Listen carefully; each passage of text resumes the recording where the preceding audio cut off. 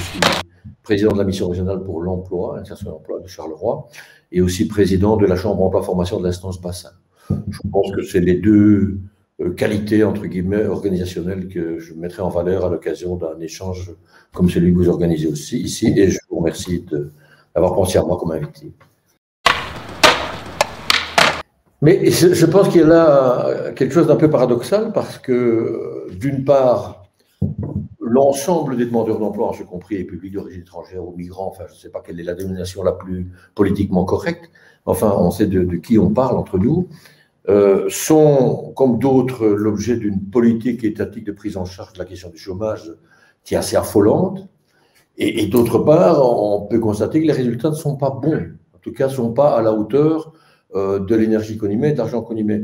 J'avais fait un petit recensement, et sur la Wallonie, par exemple, on imagine clairement qu'il y a à peu près 15 000 intervenants dans l'action socio-professionnelle. Évidemment, il y en a 5 000 au Forum, au service public de l'emploi, il y en a aussi 5 000 dans d'autres institutions. Donc, et je pense que l'ensemble de ces structures coûte 400 millions. Alors, c'est intéressant qu'on ait cette conviction qu'il faut produire de l'égalité, qu'il faut produire de l'accès à l'emploi, en particulier pour cette catégorie-là.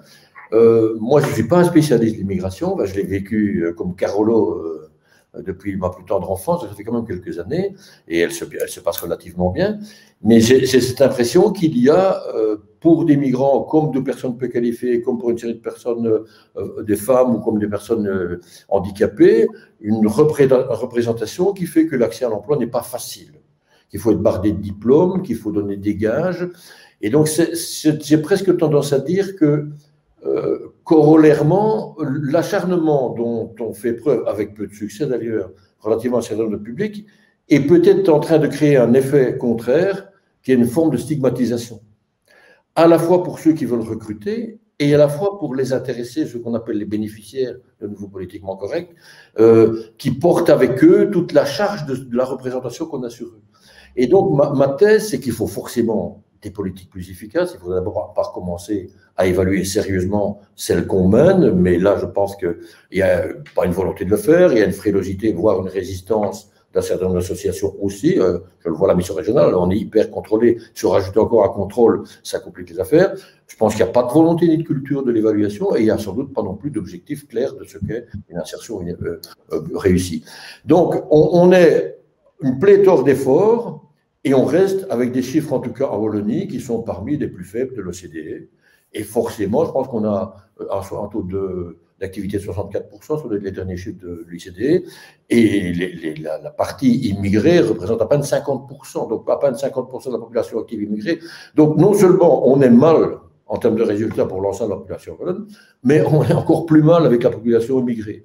Et je dirais plus l'effet de surqualification. Je ne suis pas un grand expert des politiques migratoires et de mise à l'emploi, mais il y a un effet de surqualification chez les publics immigrés au chômage qu'on ne trouve pas chez les Belges. Et donc là, ça veut donc bien dire que ce n'est pas seulement une question de compétence, c'est même peut-être pas du tout une question de compétence, mais c'est une question de regard qu'on porte l'un sur l'autre, et donc d'où l'effet de stigmatisation et de représentation mentale qu'on a. C'est en tout cas ma thèse à moi. Oui, je pense qu'à bien des égards, oui, sauf s'il y a sans doute des éléments qui sont particulièrement distincts, mais allez, on va sûrement mettre en avant l'obstacle de la langue, mais je pense que quand on gratte, quand un employeur a besoin de quelqu'un, même s'il ne maîtrise pas bien le français, mais qu'il a la capacité de se faire comprendre, on l'embauche. La preuve, il suffit d'aller voir sur les chantiers du bâtiment le nombre de travailleurs qui ne connaissent pas un mot de français et qui sont d'excellents couvreurs, d'excellents menuisiers, d'excellents maçons, etc. Donc moi, je pense qu'on peut dépasser ça.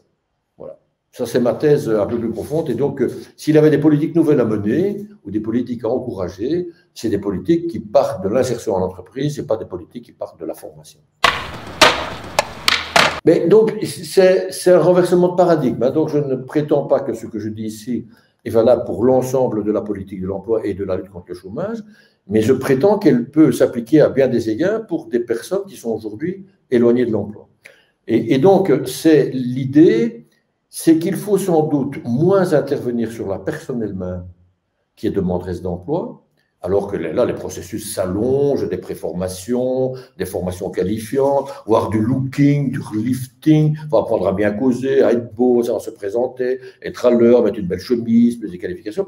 Donc, on complexifie un parcours d'insertion, on complexifie une politique d'accompagnement, alors qu'on pourrait peut-être considérer a priori que quand les gens veulent bosser, c'est qu'ils veulent bosser, et que donc c'est moins chez eux qu'il faut travailler que sur celui qui est capable de les embaucher.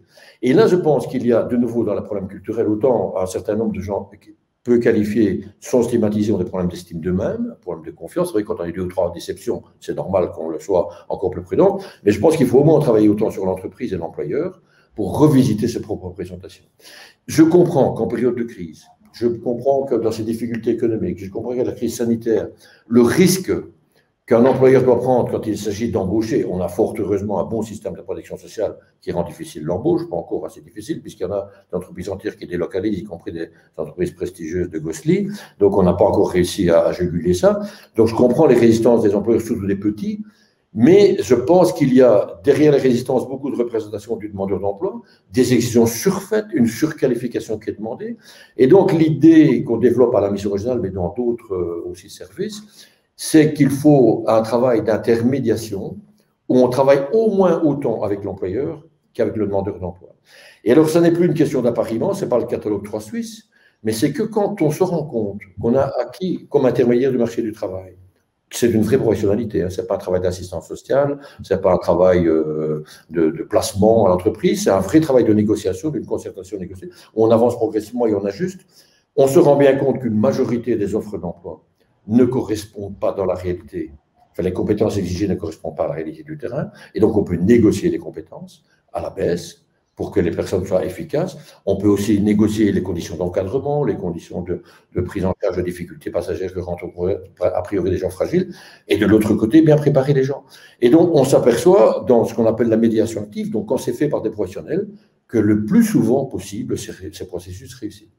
Mais donc, on commence par l'entreprise, on commence par l'employeur et on ne commence pas par le demandeur d'emploi.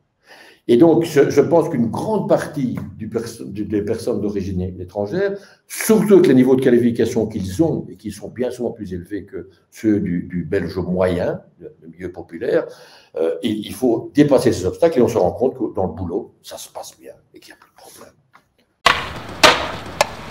Je n'ai pas l'impression, je pense qu'elle est, si elle est particulière, c'est moins au niveau régional qu'au niveau d'une catégorie de personnes. Et je pense que les jeunes aujourd'hui sont sans doute plus difficilement insérables et peut-être encore plus les jeunes d'origine immigrée. Parce que les représentations qu'on a d'eux, ce qu'on leur fait porter aussi d'ailleurs, hein, et contre laquelle parfois ils réagissent avec un peu de maladresse, font en sorte qu'on se méfie encore plus.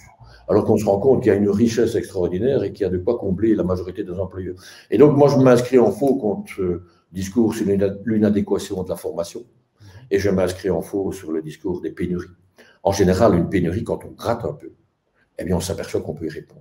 Et alors, dans le cas-là, on inverse la proposition. On ne forme plus pour travailler, on travaille pour se former. Et donc, une fois qu'on est dans la boîte, on peut évoluer et on se rend bien compte combien, pour des demandeurs d'emploi exclus, plus on va vite dans l'entreprise, plus on a des chances d'y rester.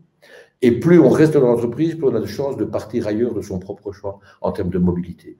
Et donc, moi, je plaide pour un contact direct avec les entreprises, avec une négociation sérieuse, garantie par une qualité de service public.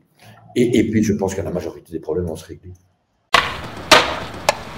Ce que je viens de décrire assez brièvement et assez sommairement, je reconnais, je devrais prendre un peu plus de temps pour l'expliquer, parce qu'en fait, il y a un changement de paradigme aussi. Donc, c'est un changement culturel, c'est de considérer qu'a priori, tout le monde est employable, donc il n'y a personne qui est inemployable. C'est pas facile à comprendre. Moi, j'ai découvert le concept avec à la fois territoire zéro chômeur et avec un système qui s'appelle interaction offre et demande, mais je l'avais déjà découvert comme enseignant ou comme formateur, c'est que quand on dit tous capables, c'est le groupe français d'éducation nouvelle qui était venu avec ça, comme enseignant, quand on a 20 gamins devant soi et qu'on dit qu'ils sont tous capables, il faut vraiment y aller. Hein.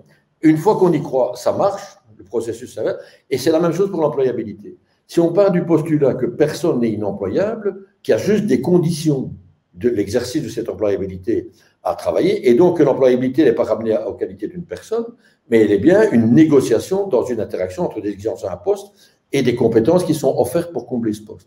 Et donc, ça marche en tout cas.